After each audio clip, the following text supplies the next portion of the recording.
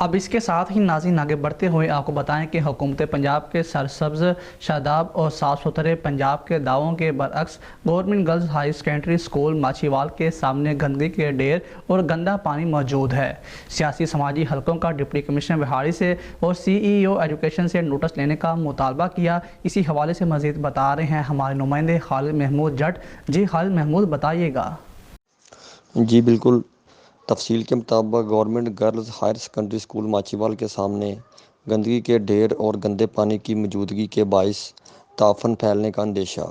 ستم ظرفی یہ ہے کہ اسکول کے سامنے طالبات کے والدین کے بیٹھنے کے لیے نہ ہی کوئی انتظارگاہ ہے اور نہ ہی سائے کا انتظام اور پانی بھی نہیں ہے۔ گندگی کے ڈھیر کی ایک عرصے سے اسکول کے سامنے موجودگی اسکول انتظامیہ کی کارکردگی پر سوالیہ نشان۔ چھٹی کے وقت طالبات کے والدین اسی گندے اور آلودہ ماحول میں کھڑے ہونے پر مجبور۔ سخت گرمی میں انتظارگاہ تو دور کی بات ہے، کوئی سائے کا انتظام بھی نہ ہے۔ سخت گرمی میں پینے کے پانی کا انتظام بھی نہیں ہے۔ سیاسی و سماجی حلقوں نے ڈپٹی کمشنر وہاڑی، سی ای او ایجوکیشن وہاڑی اور ضلع کونسل وہاڑی کے اہلکاروں سے صفائی ستھرائی کے انتظام کو بہتر بنانے کی اپیل کی۔ جی